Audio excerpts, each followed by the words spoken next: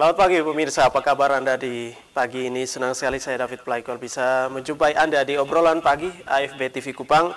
Selamat pagi buat Anda pemirsa yang sekarang ini sementara menyaksikan dengan aktivitas Anda. Jangan lupa untuk sarapan pagi sebelum melanjutkan aktivitas pagi Anda.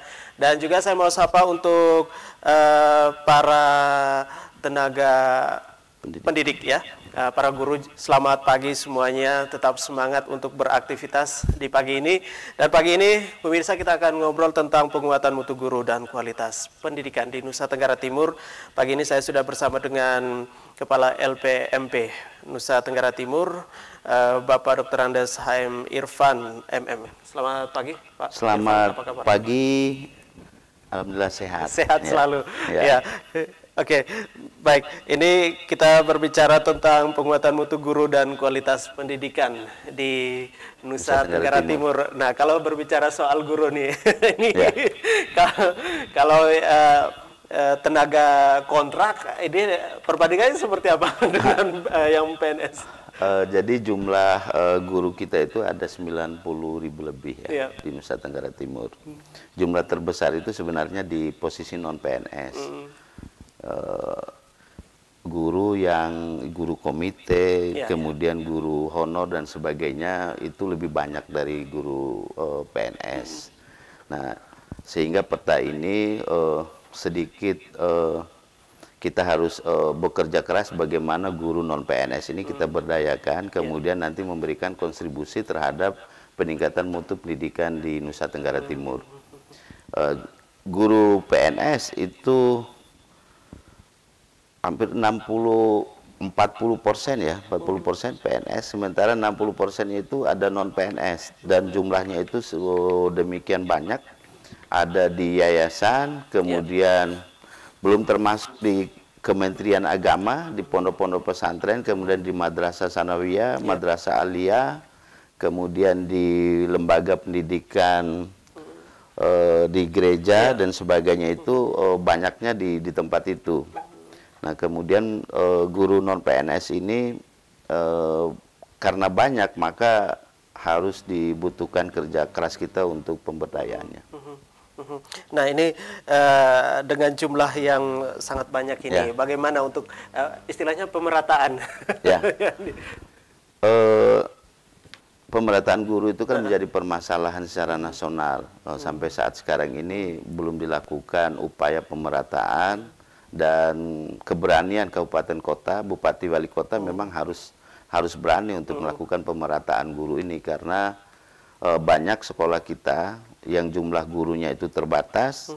Kadangkala ada kepala sekolahnya saja dengan satu orang guru di sekolah kita yang daerah yang terpencil, dan ini kalau kita lihat dengan standar nasional pendidikan, maka kualitas apa yang kita harapkan dilakukan oleh jumlah guru terbatas.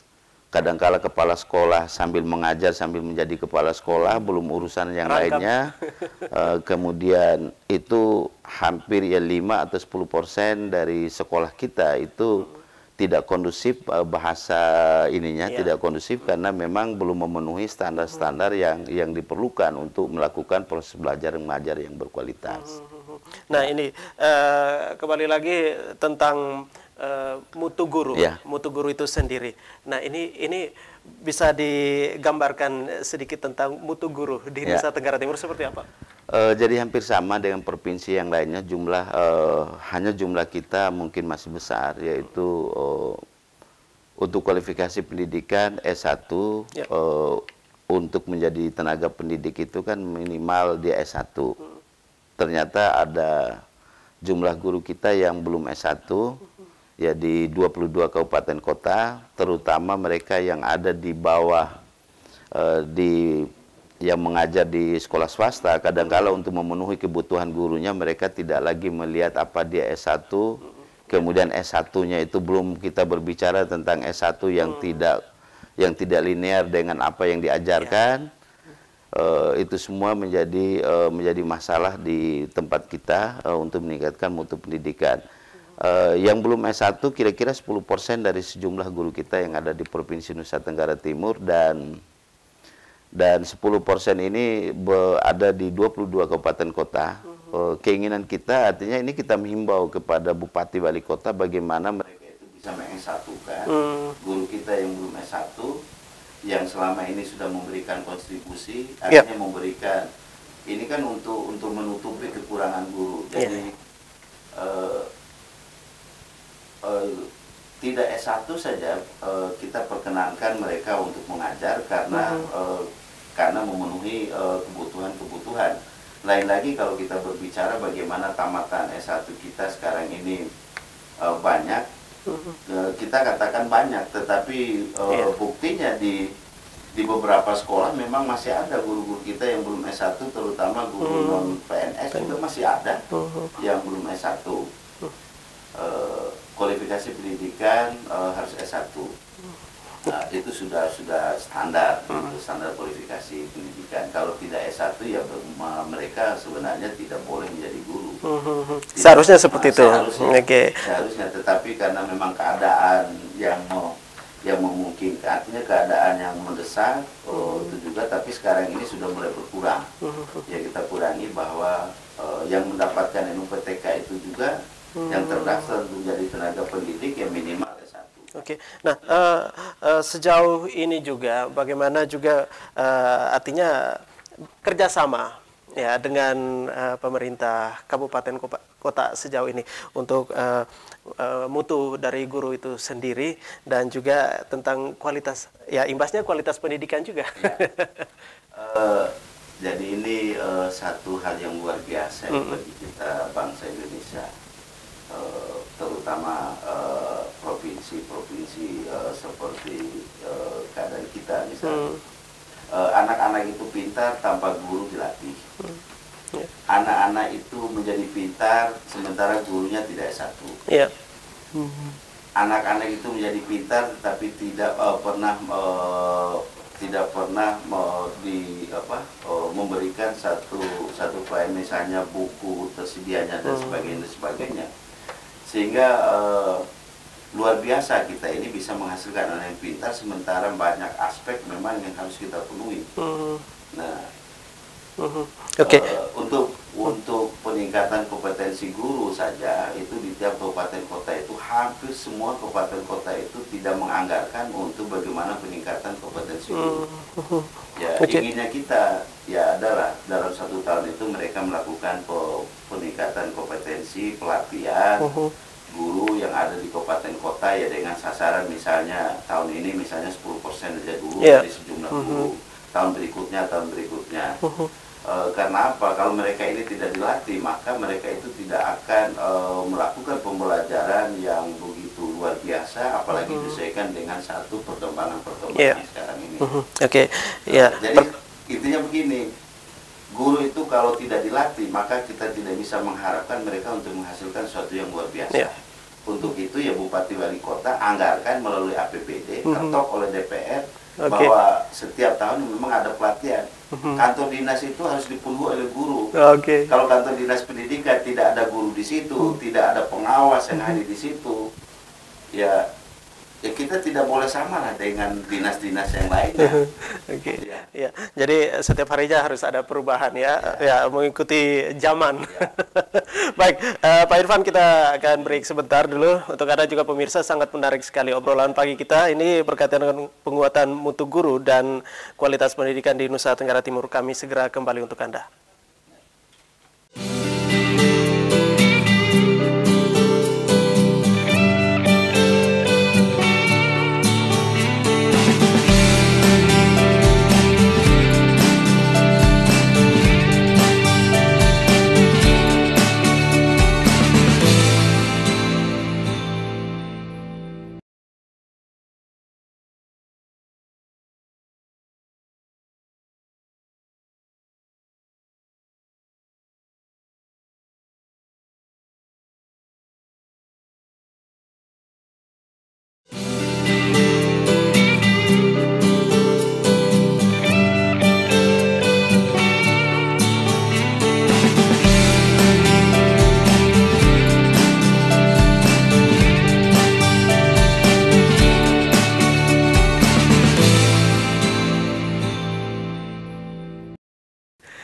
Baik, kita kembali lagi di obrolan pagi, penguatan mutu guru dan kualitas pendidikan bersama dengan LPMP Nusa Tenggara Timur. Nah, ini Pak Irfan tadi sudah digambarkan bagaimana tentang kualitas guru, mutu guru sendiri di Nusa Tenggara Timur. Nah, ini berkaitan juga dengan standar-standar yang tadi sudah disampaikan. Ini ada 8 standar dan tujuan juga untuk di 2019 sendiri dari LPMP Nusa Tenggara Timur sendiri ini seperti apa supaya lebih cepat lagi? Ya. Jadi LPMP Nusa Tenggara Timur itu di bawah Kementerian Pendidikan dan Kebudayaan, unit pelaksana teknis dari Kementerian Pendidikan dan Kebudayaan, di bawah Dirjen Pendidikan Dasar dan Menengah. Ya. Tugas pokok LPMP itu adalah mengkawal pemenuhan 8 standar nasional pendidikan yang ada di satuan pendidikan yang ada di Provinsi Nusa Tenggara Timur. Dari 8 standar nasional pendidikan itu kita ingin melihat ketercapaian. Nah, misalnya kalau dulu ada sekolah, ya sekolah hanya bisa untuk sekolah dengan standar pelayanan minimal, ada gurunya, ada kepala sekolah, meskipun jumlah gurunya belum memenuhi seharusnya, tetapi mereka bisa jalan. Itu sekolah yang baru awalnya dengan standar pelayanan minimal. Tetapi kita inginkan sekarang adalah 8 standar nasional pendidikan itu harus terpenuhi pada seluruh satuan pendidikan untuk menghasilkan anak-anak kita yang luar biasa. Dari 8 standar nasional pendidikan, dari peta standar nasional pendidikan yang ada di NTT ada 3 memang yang paling yang belum memenuhi, dalam artian yang masih rendah. Yang pertama adalah standar pembiayaan. Kita tidak berbicara 20% anggaran pendidikan dari APBN. Itu persoalan lain. 20% sudah pasti itu dicairkan ditransfer ke daerah-daerah, kemudian seluruh anggaran pendidikan itu ada di daerah. Gitu. Tetapi yang kita ingin sampaikan bahwa standar pembiayaan artinya pembiayaan yang memang harus dipenuhi oleh satuan pendidikan, dan ini juga harus dilakukan oleh Bupati Wali Kota, kemudian melalui APBD-nya. Anggaran pendidikan yang ada di kabupaten kota ya harus mencukupkan pemenuhan pembiayaan pendidikan yang ada pada satuan pendidikan. Itu yang pertama, ada 3 standar. Kemudian yang kedua adalah standar sarana prasarana. Itu yang memang masih rendah kita.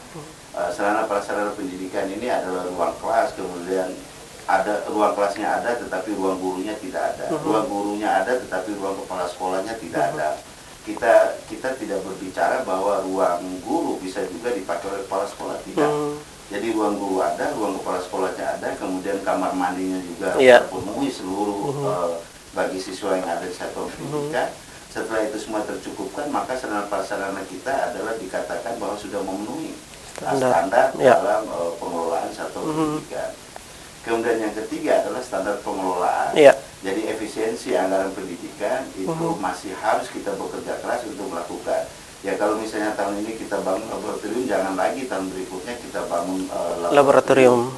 Kita bangun ruang perpustakaan dan itu saja. Jadi hampir sama. Dua ngetren yang dilakukan oleh kepala-kepala sekolah kita adalah kalau tidak bangun ruang kelas ya ruang laboratorium, ruang perpustakaan.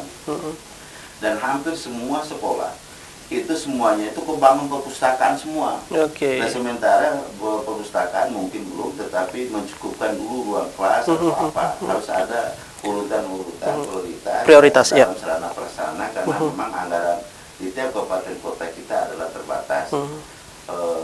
Dan keberhasilan dunia pendidikan itu tidak kita bisa lihat sekarang, tetapi hasilnya itu 20-30 tahun. Kalau masa jabatan bupati hanya 5 tahun ya tidak bisa dilihat. Tapi itu 20-30 tahun. Tetapi walau bagaimanapun 5 tahun itu adalah rasa cukup untuk membuat hal-hal yang begitu luar biasa dalam dunia pendidikan. Jadi intinya satu, kita dunia pendidikan yang berharaplah Bupati Wali Kota itu bagaimana konsen untuk mengurus pendidikan ini, karena memang pendidikan ini menjadi tolak ukur keberhasilan dan kemajuan bagi kita.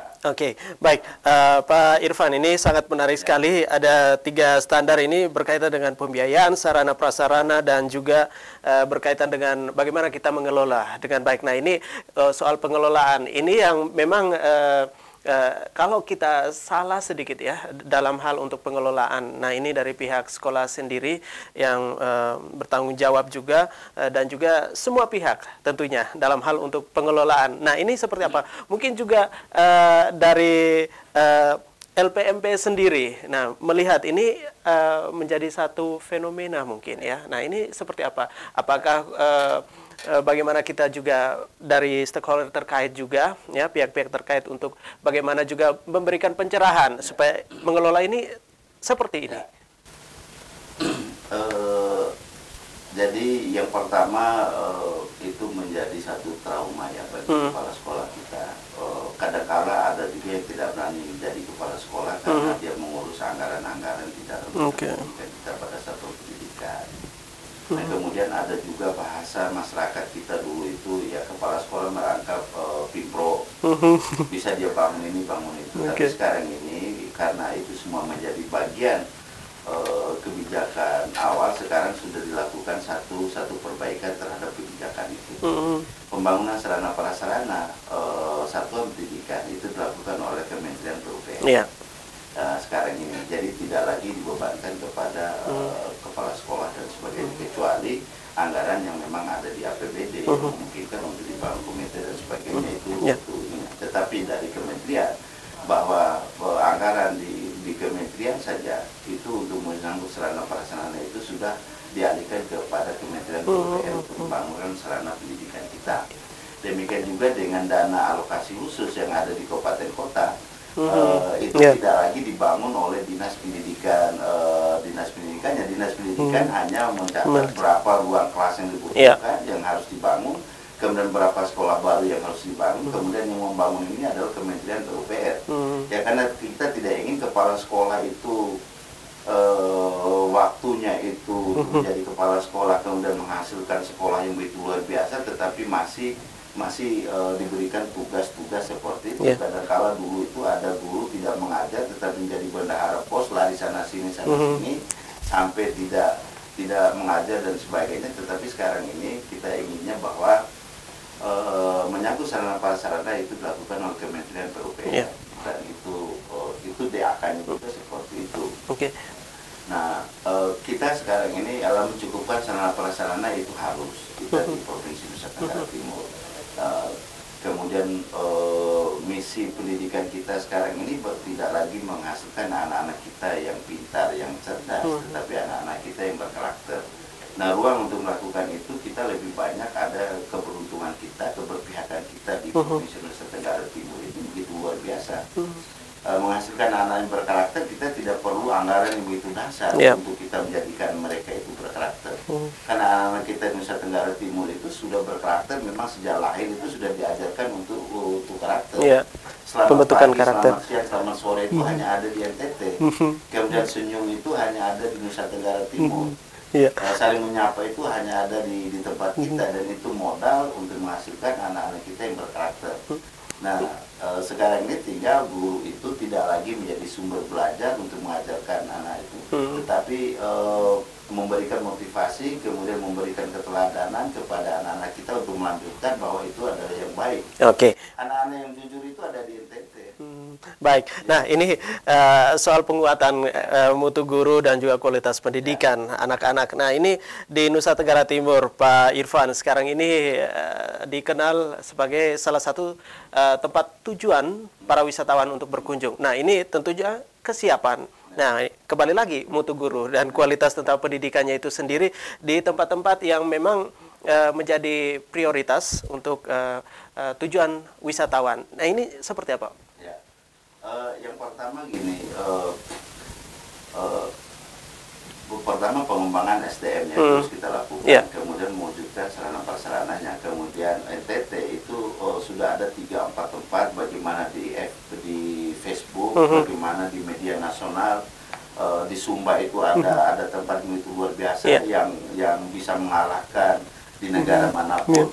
Tetapi karena kita tidak menjurus untuk artinya tidak fokus untuk ke pariwisatanya, maka kita mengatakan itu apa adanya. Tetapi untuk wisata itu ada SMK kita untuk untuk daerah kunjungan wisata yang kita bisa lihat, misalnya Taman Komodo, di sana ada SMK kita, kemudian di sana ada SMK pariwisata, ya, SMK pariwisata. Kemudian di situ kita akan kemudian di sekolah itu ya kita harus menghasilkan anak-anak kita yang bisa mengantisipasi daerah wisatanya. Bahasa Inggrisnya itu ada di Labuan Bajo. Bahkan setiap hari Rabu ya sudah dicanangkan setiap hari Rabu English Day. Ya, itu saya wajib bahasa Inggris, wajib bahasa Inggris. Tetapi ini kita lihat wajib bahasa Inggris untuk menyambut pariwisata. Jadi maksudnya seperti itu. Ya kalau itu misalnya itu ada di Labuan Bajo, ada di Rote dan sebagainya, kita bisa melakukan itu.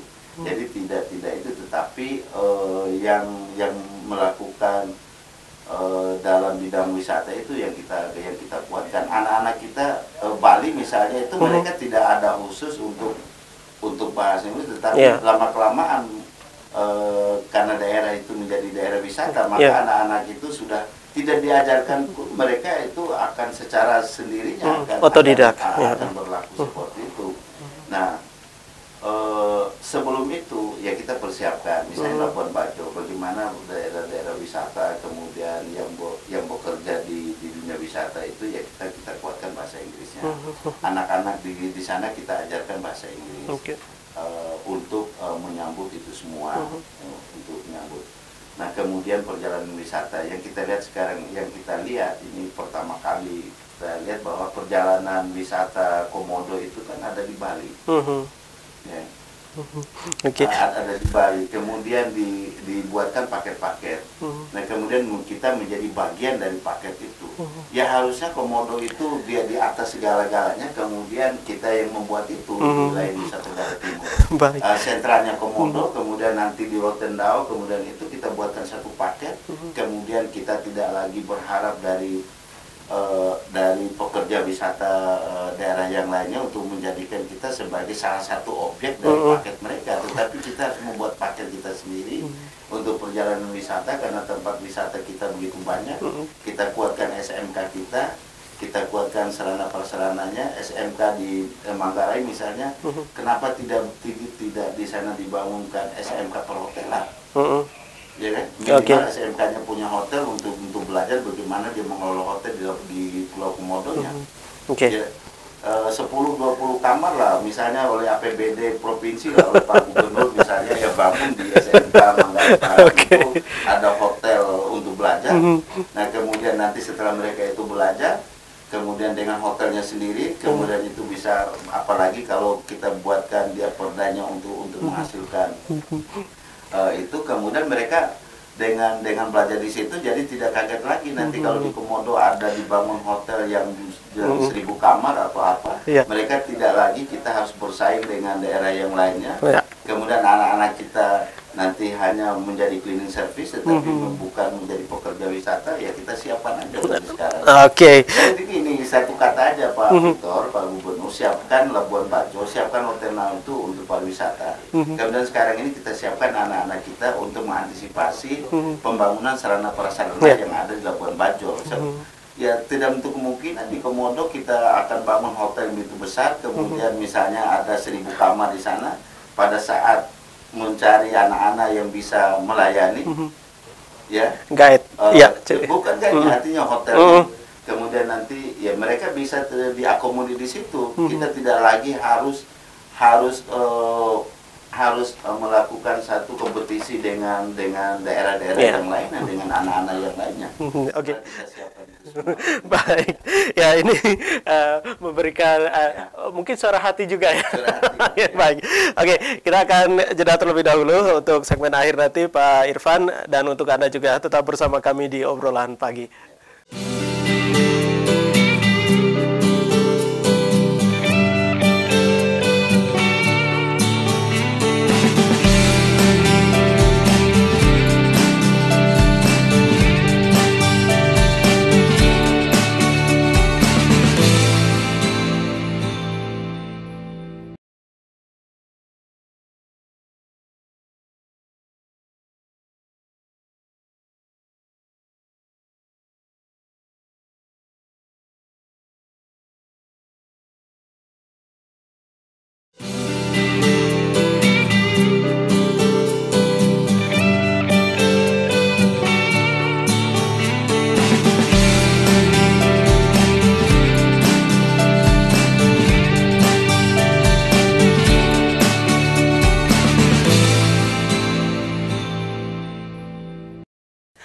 Baik, kita sampai di segmen akhir obrolan pagi kita, penguatan mutu guru dan kualitas pendidikan. Nah, ini kesiapan dari kita sendiri, dan untuk mutu guru sendiri, sertifikasi guru, Pak. Ya. Nah, ini seperti apa?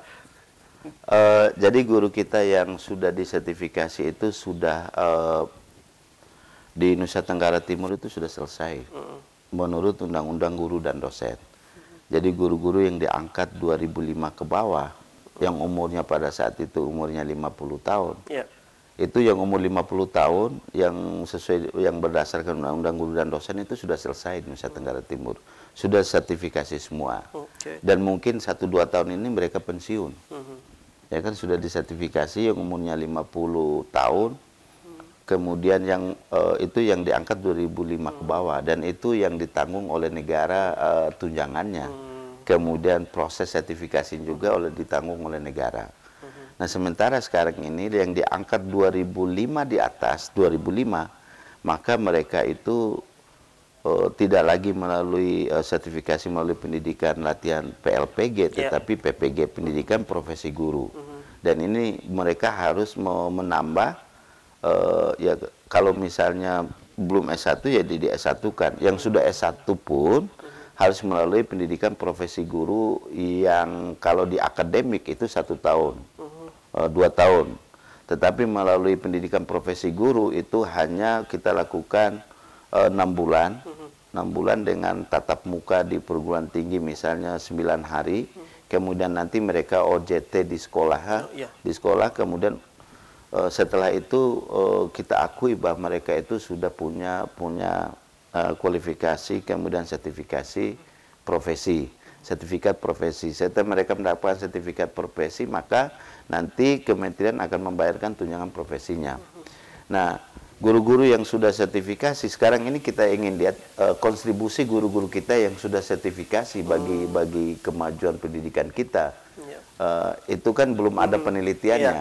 Nah, sekarang kita ingin lihat apa guru-guru bersertifikasi itu punya signifikan nggak terhadap mutu dari satuan pendidikan. Nah, ini juga mungkin salah satu persyaratan juga ya, sertifikasi guru ini. Nah, ini untuk kalau berbicara soal sertifikasi guru. Nah, ini yang PNS ini senangnya bukan main. Ya, jadi ada kesejahteraan kembali lagi. Jadi kalau yang non PNS. Jadi awalnya ini sertifikasi yang paling luar biasa yang dilakukan di Indonesia ini adalah sertifikasi guru. Dengan 9 hari mereka sudah bisa dapat tunjangan profesi. Hakim itu 1 tahun. Dokter itu 2 tahun. Baru diakui sertifikasi dokternya. Tetapi guru ini 9 hari. Begitu luar biasanya. Kalau saya mengatakan seperti ini, awalnya itu guru mengeluh bagaimana kesejahteraan, bagaimana mereka itu tidak bisa mengajar. Kadang-kala untuk bayar ojek tidak cukup, itu dulu. Ya kan, itu dulu. Sampai ada lagu-lagu Umar Bakri, apapun namanya itu. Nah, dengan sertifikasi, poin dari kebijakan ini adalah kesejahteraan, tetapi tidak karena anggaran negara itu tidak cukup untuk memberikan kesejahteraan pada seluruh guru, maka perlu sertifikasi. Sebenarnya sertifikasi itu adalah sesuatu hal yang begitu luar biasa dalam artian kalau di negara-negara yang lainnya mereka tidak semua guru itu bisa disertifikasi dan tidak semua guru itu bisa mendapatkan sertifikat profesi, tetapi mereka harus melalui proses yang begitu panjang.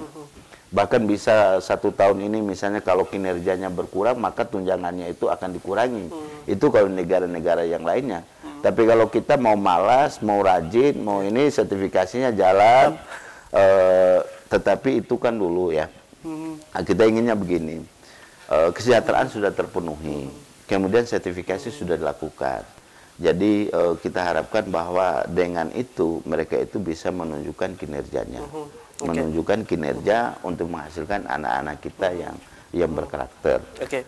Nah, ini untuk sertifikasi kuota untuk NTT sendiri, ini daerah kepulauan ini. Ini seperti apa? Berapa banyak lagi? Jadi ada 3 kebijakan kementerian melalui bersama dengan LPMP dan Dinas. Yang pertama adalah pemenuhan guru-guru yang ada di perbatasan. kemudian guru di daerah terpencil melalui guru garis depan. Kita termasuk dalam daerah 3T, provinsi 3T, guru garis depan. Kemudian yang kedua ada tunjangan khusus bagi guru yang mengajar di perbatasan, kemudian daerah terpencil, dan itu dilakukan seleksi baru-baru ini untuk pemenuhan kebutuhannya itu. Sementara itu hitungan per tahun, jadi mereka dibayarkan per tahun oleh kementerian untuk memenuhi kebutuhan guru kita itu. Kemudian yang ketiga adalah kita inginnya pada saat penerimaan CPNS, maka prioritas pertama adalah pemenuhan guru-guru kita yang ada di perbatasan. Tetapi karena memang penerimaan itu secara online, kemudian kita harus berkompetisi, ya tidak bisa kita melakukan intervensi untuk pemenuhan itu. Tetapi mungkin melalui P3K, guru yang sudah honor lama, yang sekarang ini ada ruang P3K sekarang ini, ya ini harus dimanfaatkan sebaik-baiknya di dalam dunia pendidikan kita, terutama ini mulai pendaftaran bagi guru-guru honor kita yang tidak terakomodir umurnya dan sebagainya. Ini harus diperjuangkan oleh Bupati Wali Kota. Bagaimana mereka ini bisa mendapatkan P3K ini supaya mereka itu tidak terbebani satuan pendidikan, tidak lagi membebani komite, tidak lagi membebani orang tua siswa untuk membayarkan gaji mereka, tetapi dengan melakukan berjuang untuk P3K ini, maka mereka bisa negara akan membayar mereka, kemudian tidak terbebani lagi daerah-daerah, kemudian komite-komite, kemudian orang tua murid untuk membayar gaji mereka.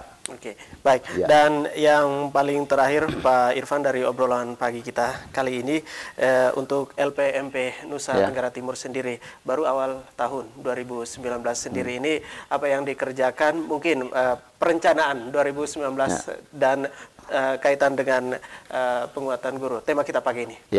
Ya, kita tetap melakukan bimbingan teknis, kemudian penguatan terhadap guru-guru kita yang ada di 22 kabupaten melalui sekolah. Kita ada sekolah model, kita akan kuatkan 8 standar itu melalui sekolah model, kemudian itu menjadi rujukan, kemudian menjadikan sekolah-sekolah kita itu terakreditasi dengan A, supaya mereka itu aman pada saat mereka tamat, tidak lagi dipermasalahkan akreditasi sekolah.